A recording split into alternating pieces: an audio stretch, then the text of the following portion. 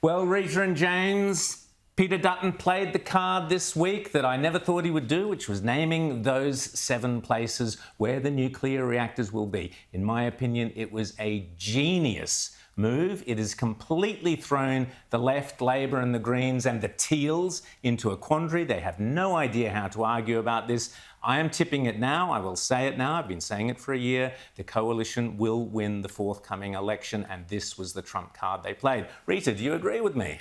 Oh, it is a big call, one-term PM with that. Don't worry, you'll all be making the call in a few months' time, as you always do. I'm used to it. Don't worry. You can go first. You take your time, bide your time, but I've called it. Anyway, carry on. But it is it's a brave move because it is a much easier politically to oppose a terrible idea like the race-based referendum than to advocate for a good idea. And this is a very good idea for the country, but the rewards are not immediate. So you don't have that immediate gratification that politicians have come to depend upon. But it is necessary for this country. It's overdue. And we're finally giving the Australian people enough respect to make some decisions about energy policy, about their cost of living crisis. This is a proper ideological debate that needs to be had. When we had the coalition at the last election embrace net zero, thinking this is going to remove climate change from the equation. We're all the same. We can argue about other things. No, all it did was prevent the coalition from actually advocating a position that where reliability and cost are paramount, not just emissions. But with nuclear, you've got zero emissions and reliability. Now, the question is cost. I would argue you look at the experience overseas, you look at the cost of renewables, the new infrastructure you need to support it. So much of the information we are given is biased, it is ideologically driven.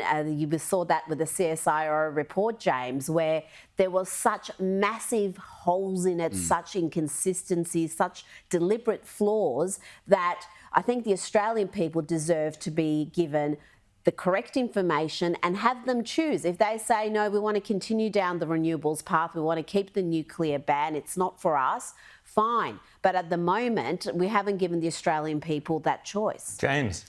Well, firstly, you were the first person to call Trump to win the election, weren't you? So you've got a good track record, Rowan, of calling it early. Thank you, James, yes. But Peter Dutton has transformed the election. I mean, he's gone from Mr. No, and that was the big accusation against Dutton, right? He just says no to everything, to now he's the one with the vision, and Anthony Albanese is the one saying no. And Anthony Albanese is saying no to technology, and he's saying no to the cleanest form of energy generation.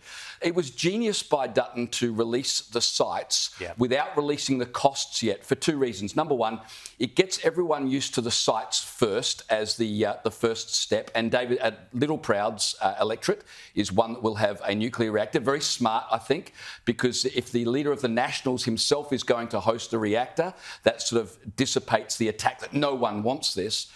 But secondly, when Albanese accuses him of where's the costing, Dutton simply points back at Labor's energy policy and says, well, where are your renewables costing? You've never provided the full cost of renewables. So Dutton is on a total winner with this policy. I think the move was genius. I think the great thing about naming the 7 places, as James says, is they're in electorates where those people will have their say. Already, it would appear from certain opinion polls that the majority of people in those electorates are saying, yeah, actually, we need the jobs. And yeah, we actually quite like the idea of having energy that doesn't come from windmills and solar panels and all this. But more importantly, this scare campaign, I can remember this going back decades and decades. This scare campaign, oh, they're going to put the nuclear reactor in your backyard. This was Labor's one and only trump card in which they could run, they believed they would run to the election terrifying people that nuclear power plants would be in their backyard. By naming those 7 electorates, what has happened is those 7 electorates have gone, yeah, actually,